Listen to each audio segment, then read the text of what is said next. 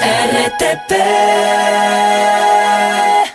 La última entrevista de nuestro programa antes de pasarle la posta a nuestro querido Rodolfo Vaquerizo, que siempre está escuchándonos ya a esta hora. Estamos con el economista Larry Yumibanda, presidente del Círculo de Economía de Guayaquil. Con él hablaremos sobre los ingresos petroleros que se esperan en el presupuesto general del Estado, y ya más temprano con el economista Francisco Borja decíamos, hay algunas cosas que simplemente parecen fantasía ahí.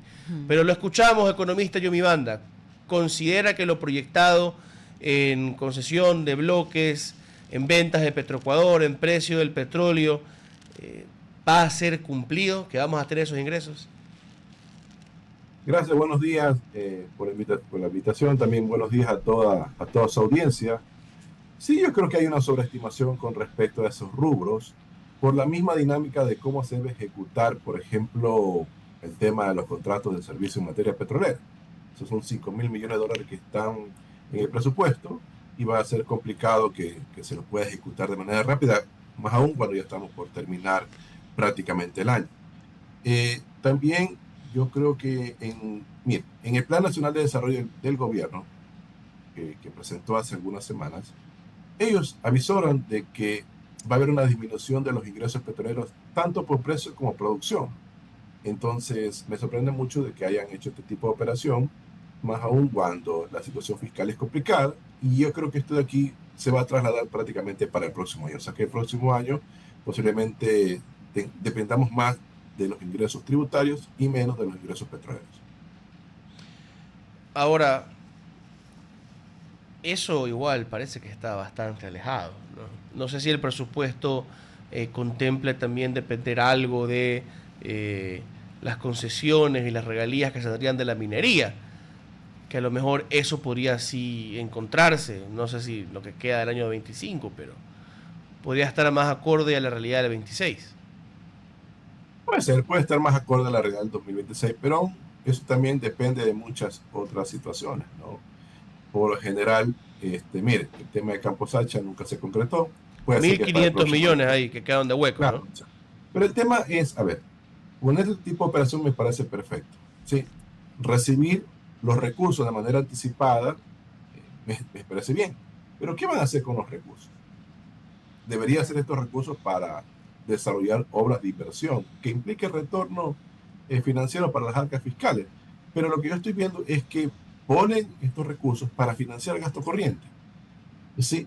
Y eso a la larga lo que están haciendo es prácticamente ya no depender mucho de sus activos y comenzar a buscar ingresos por otras vías. Y nosotros no descartamos, y ya para el próximo año, nuevamente presenten una reforma tributaria que al no conseguir más financiamiento no le va a quedar más opción al gobierno que hacerlo, porque la situación fiscal lastimosamente es complicada, ya son 16 años de déficit fiscal y eso hace que, por ejemplo, el gobierno haga maniobras para tratar de tener recursos hoy, pero se está olvidando de que los flujos hay que tenerlos permanentes en el tiempo, ¿no? Claro. Ahora, ¿cómo usted estima lo que se espera en ingresos tributarios? El crecimiento de la recaudación va a corresponder con el crecimiento de la economía esperado para este año de más de 3 puntos del PIB, o a lo mejor vamos a terminar con un año un poquito más frío del esperado, o podría ser incluso que el crecimiento de la economía no genere una mayor tributación, que eso también puede darse por diversos motivos, incluso por problemas en la recaudación. A ver, las previsiones del gobierno creo que se van a cumplir, sí. No creo que el estiaje, bueno, ya depende de la naturaleza, ¿no? Pero como van las cosas, las previsiones de crecimiento económico se van a dar, las previsiones de recaudación tributaria también creo que se van a dar. Sí, hay una revisión tributaria en firme, eso les va a ayudar en algo, tratar de incrementar su recaudación de impuestos. El tema radica ya para el 2026, ¿sí? A ver, este 2025 el nivel de crecimiento con respecto al 2024 va a ser menor, obviamente, con el nivel de crecimiento del año pasado. Pero el escenario se complica para el 2026 porque ahí puede ser que inclusive el crecimiento sea ni siquiera a los niveles que va a llegar este año. puede ser un poco menos. Y ahí es donde se complica, porque ya regresando al tema del presupuesto, se presupuesta 41.000 millones de dólares con un financiamiento de 13.000. Imagínense que eso fuera el mismo presupuesto del 2016, 41.000 millones, pero la fuente de financiamiento ante una ralentización de la recaudación tributaria en el 2026, la fuente de financiación puede incrementarse a 14.000 millones y complica más el panorama. Entonces, está latente la desaceleración económica de cara al 2026 por falta de recursos, ¿sí? Porque, ya bueno, esto es de conocimiento público, que lo que se presupuesta nunca se ejecuta, y eso se debe fundamentalmente a que no se consigue todo lo que es financiamiento. En todo caso, usted, ¿qué tipo de recomendaciones nos da para que este presupuesto sea asignado de una forma correcta, de lo que usted ya ha venido evaluando? A ver, yo creo que hay algunas cosas que ya es el momento de tomar decisiones, ¿no? Por ejemplo, el tema del 40% para el fondo de pensiones, yo creo que es un tema que tiene que ser debatido a nivel público, si eso es sostenible o no. Son 3.500 millones de dólares que hay que destinar permanentemente. A veces el gobierno cumple, a veces no cumple, más no cumple de lo que cumple. Otro de los temas son los subsidios de los combustibles. Debe eliminar en primera instancia el subsidio al diésel industrial y el gas industrial. Yo creo que como punto de partida, porque ahí se está destinando prácticamente un subsidio llegando casi a 2.000 millones de dólares. ¿Sí? No es el costo oportunidad, pero sí hay un subsidio de aproximadamente 2.000 millones de dólares. El tema de la masa salarial son 10.000 millones de dólares. Son temas que, por ejemplo, deben debatirse porque no se los puso en la ley de integración pública, la contratación a medio tiempo de todos los servidores públicos. ¿Por qué no se lo hizo? ¿Sí? Y adicionalmente, yo creo que el tema de la renegociación tiene que darse. Son 11.000 millones de dólares que hay que pagar de intereses y capital. Eso tampoco es sostenible.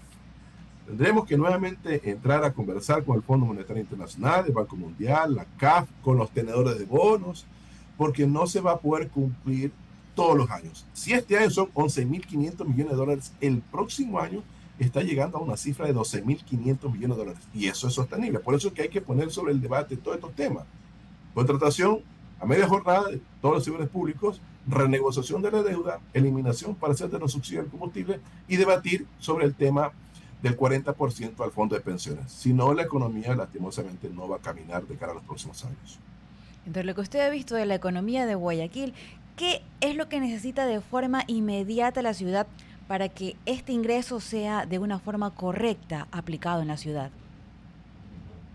Bueno, que el gobierno cumpla de acuerdo a lo que dice la Constitución en materia de distribución, tanto de los ingresos permanentes como no permanentes. ¿Sí? Y que los municipios destinen los recursos más para obra pública que para el gasto corriente. Claro. Entonces, eso es lo que aspiran, en este caso, los guayaquileños. Bueno, pero hoy, por ejemplo, hablamos más temprano con el economista Francisco Borja, como le decía más temprano. Dios mío, estoy que me repito, como decía al principio de la entrevista.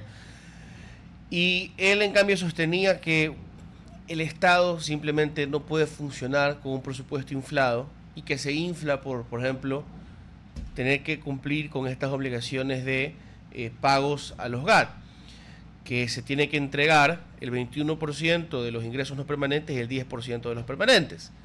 Y él sostenía que a lo mejor la solución debería ser que los municipios puedan recaudar más impuestos y utilizarlos directamente y no estar sometiéndolos a la dependencia de tener que esperar a que el Estado les mande lo que el Estado central recauda cada cierto tiempo. Por eso es que, y también lo leía hace, digamos, como una hora y media más o menos en esa entrevista, como la AME, la Asociación de Municipalidades, está demandando al gobierno en la Corte Constitucional por una deuda de 643 millones solamente con los municipios, que no les pagan de transferencias. Entonces, ahí tenemos un problema, ¿no? Que cuando el gobierno quiere bicicletear, cuando el gobierno quiere manejar su flujo, dice, bueno, ¿a quién le puedo dejar de pagar? Generalmente claro, es a los municipios y prefecturas. Y esto es toda la vida. ¿Y dónde se genera la riqueza en el país? En los territorios.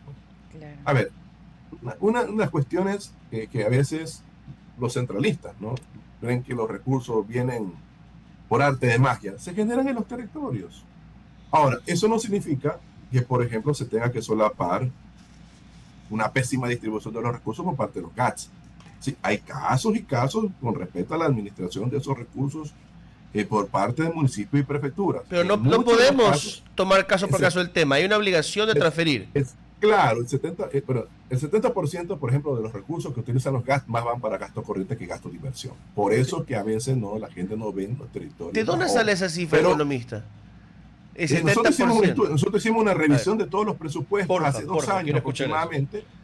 Hicimos una revisión de todos los presupuestos, porque eso es público, Sí, sí. de cómo destinan los GATS con respecto a los recursos que reciben. Son excepciones los que realmente tienen más recursos al gasto de inversión que al gasto corriente. Eso es uno de los temas que debería preocuparse el gobierno. Eso en cristiano para nuestra audiencia significa que el 70%... Más para burocracia, menos para obra. Más para burocracia, menos para obra. Que bueno, en teoría en el gasto corriente también está el mantenimiento de los bienes y edificios municipales, cosas así.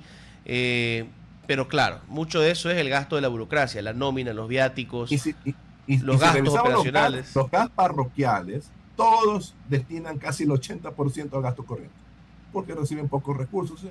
Entonces es complicado, es complicado. Yo creo que aquí también, bueno, eso es parte de una reforma estructural un poco más amplia, pero sí se necesita de alguna otra forma establecer ciertos límites en el COTAD para que los municipios... Dólar por dólar, ¿tiene sentido que los GATS parroquiales existan? Mire, eso más lo hacen por un tema de cercanía, pero yo sí considero que el municipio tiene que abordar toda esta problemática. Sí, yo creo que fue una buena intención de retomar el tema de los GATS con presupuesto. Antes existían los GATS sin presupuesto, pero hay que ver los resultados. La mayor parte de las obras, y eso en algunos casos son escasas las obras, que se dan en realidad se debe en este caso a los municipios y en segundo lugar a las prefecturas. Muy poco hacen los GATS parroquiales. Entonces es un tema que implica topar temas constitucionales. Usted que es experto en ese asunto lo sabe claro, pero algún día tenemos que topar esta cuestión, la distribución territorial de todo el país. Eso también es uno de los asuntos que también pueden limitar que los recursos no se destinen hacia nuestro crecimiento, sino hacia un mantenimiento del status quo. Pero bueno, son temas que implican mucho debate, pero lo que sí les puedo decir es que hoy en día los recursos tienen que ser utilizados de la mejor manera posible. Y como usted dijo en su reflexión, efectivamente, los recursos a los GATS están por mandato constitucional y eso debe respetarse. Lo que debería hacer el gobierno es que esos recursos, a través de los órganos pertinentes, sean utilizados de la mejor manera. Y si se pueden poner límites en el COTAD, mucho mejor. Muy bien, 9 horas con 25 minutos, economista Jimmy Banda, para aprovechar su presencia con nosotros en estos últimos momentos del programa.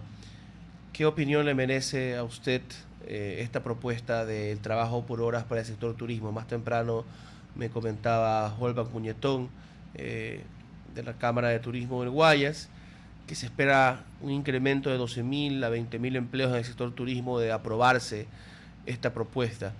¿Usted cree que vamos a tener resultados positivos con la introducción del trabajo por horas? ¿Qué detalles deberían normarse en la ley que aprobaría la Asamblea y en los acuerdos ministeriales que vendrían después en caso de que se diga sí en las urnas al trabajo por horas para el turismo? La ministra de Trabajo dijo en una entrevista de que si se aprueba este tema por mandato popular, se podrían generar 30.000 empleos netos el próximo año. ¿Sí? Pero si la economía crece al 3%, como va a crecer este año, nosotros hemos hecho una estimación que se podrían generar 60.000 empleos netos. ¿Sí? Entonces, no está en el tema del contrato por hora el tema del crecimiento económico. ¿Sí? Yo creo que es una reflexión muy simplista en el sentido, no, que tenemos que establecer el contrato por hora para crecer. No, hay otras condiciones que hacen que, por ejemplo, la economía no pueda despegar, y uno de esos es la tasa de interés. Nadie topa, no sé por qué el sector empresarial, y eso sí me molesta, porque el sector empresarial no pelea para que bajen las tasas de interés en el Ecuador en una economía dolarizada. ¿Y qué habría que hacer para que bajen las tasas del interés en un país donde hay una tasa de mora relativamente alta, donde el empresario no es tan cumplido, donde la banca tiene que asumir bastantes riesgos? O sea, y donde, claro, el país, con el riesgo país que tiene, no puede conseguir dinero afuera de forma barata, tiene que pagar un castigo en los intereses. Pero por eso digo, es un sinnúmero de reforma. La Junta de la Junta de la Política y Regulación Monetaria puede establecer una nueva determinación del cálculo de las tasas de interés. O a lo mejor también, por ejemplo, hay gastos operativos. Por ejemplo, la banca tiene que comenzar a ser más eficiente también. Tienen demasiadas sucursales en algunos casos que hacen que, por ejemplo, sus gastos operativos se incrementen. Pero la banca privada naturalmente no busca la eficiencia para aumentar sus utilidades y mejores tasas para aumentar la colocación y aumentar, por ende, también sus ingresos y finalmente sus utilidades. O sea, yo creo que, y aquí sí me pongo la lógica del mercado, no vas a, por regulación, obligar a los banqueros a hacer lo que ya por incentivo siempre van a hacer, por incentivos más naturales. Y adicionalmente, es un tema tampoco que se debate, ¿no? Por ejemplo, ellos dicen que, porque Río País alto, yo consigo la plata de afuera para prestarlo aquí adentro, con tasa de interés alta. Claro. Eso es relativamente cierto, no es tan cierto que digamos. Pero bueno, hagamos el supuesto que sea cierto. Pero tenemos las reservas internacionales, que el Banco Central le comience a prestar a la banca privada. Yo no veo el motivo. Pero la mayoría de esas reservas internacionales corresponden al IES, a los GAT, al pago de la deuda que necesitamos para que nos sigan prestando. Está prohibido de prestarle al Estado, pero le puede prestar a los agentes privados. ¿Y con qué le va a prestar? Con lo que hay en la cuenta corriente única que el Estado también tiene que usar al final del día. O sea, no me queda muy claro dónde está la plata. Las reservas internacionales sirven para que el flujo del comercio exterior se dé sin ningún problema. ¿Sí? Y también para satisfacer ciertas necesidades que, por ejemplo, tengan por parte de quienes han depositado en las reservas internacionales. El problema del financiamiento del Banco Central se debe a que el Estado no pagaba. Y si la banca privada no paga, bueno, se toma parte de las reservas bancarias que tiene el mismo banco y el Banco Central. La banca privada en el Banco Central. Simple, o sea, si empezamos a decirle al banco, saca la plata de tus depositantes, que son el Estado central, el Estado local y otros, y entrégalo como tú quieras, porque el Banco Central no opera como un banco de segundo piso, y entrégaselo a la banca privada, y si la banca privada no cumple, quítale su plata depositada. Estamos entrando en un juego muy peligroso. El Banco Central coloca los recursos en la banca internacional. Sí, ¿por qué no los puede colocar en la banca nacional? Si la banca nacional está totalmente sólida. Y con eso se reduce un poco la tasa pasiva para los bancos y también se puede reducir la tasa activa. Más allá de todos los obstáculos legales presentes, lo que usted nos está proponiendo es convertir al Banco Central, que en este momento simplemente administra, digamos, parte de esa caja y esas reservas en un banco de segundo piso para la banca privada. O si no, si eso un poco genera inconveniente, reduzcan el encaje legal. Del 5% bájelo al 1%. Si reduces el encaje, pones en riesgo la dolarización. La plata va a la banca privada para que lo puedan colocar. ¿Qué pasa en el caso de que un banco entra en un momento difícil de liquidez y no hay encaje suficiente? A ver, la banca privada hoy en día tiene buena salud. Lo reflejan todos los indicadores. Creo que han aprendido la lección de la crisis de 1999. Sí, entonces, acuérdense que la reserva bancaria es en caso de que exista alguna especie de inestabilidad fuerte en el sistema financiero. Sí, pero estamos hablando que solo en reservas bancarias existe una cifra de casi 6.000 millones de dólares. Que al menos la mitad, 3.000 millones, se regresen al sistema financiero. Y con esos 3.000 millones comiencen a expandir el crédito. Obviamente con una reducción de las tasas de interés. Pero porque si no lo hace, ¿cómo podemos generar mayores préstamos? Si los techos máximos para los préstamos de las grandes empresas son de 2 dígitos, están llegando al 11%. Y para el microempresario no se diga, está llegando al 28%. Entonces, eso en economía dolarizada no es compatible. Creo que hace 2 días sacaron la cifra de la inflación. 0.8% de tasa de inflación anual. Se va a cerrar este año medio punto porcentual. Y la tasa de inflación es una de las variables que inciden las tasas de interés. Entonces, si baja la tasa de inflación, ¿por qué no puede bajar la tasa de interés? Simple y llanamente no lo quieren hacer. Porque son cuestiones de intermediación financiera de los grupos bancarios. porque eso es un negocio para prestar. Pero si realmente queremos que la banca sea una banca de desarrollo, en el sentido de que puedan colocar para expandir el crecimiento económico, debería tomarse esa decisión. Pero van por otro lado, van por el tema tributario, van por el tema de reducción de gastos fuertes, el tema de la contratación por horas, por ejemplo. Pero por temas centrales, eso no se toma. Valdría la pena revisar qué tan distantes estamos nosotros de los créditos y las tasas para las grandes y pequeñas empresas en la región. No creo que estamos muy distantes. Y yo que lo he criticado, lo he discutido hasta con el economista Hick, debo admitir que la última vez que revisamos esos números no estamos muy lejos. Pero en todo caso, economista Yomi Banda, usted nos deja con algunas preguntas abiertas y algunos puntos para el debate. Pero son 9 horas con 33 minutos y a mí me quieren sacar de aquí de la cabina porque ya tiene que entrar el siguiente programa y el siguiente conductor. En todo caso, le quedo muy agradecido a usted por habernos acompañado esta mañana. Gracias. Un abrazo y también un abrazo a la audiencia. RTP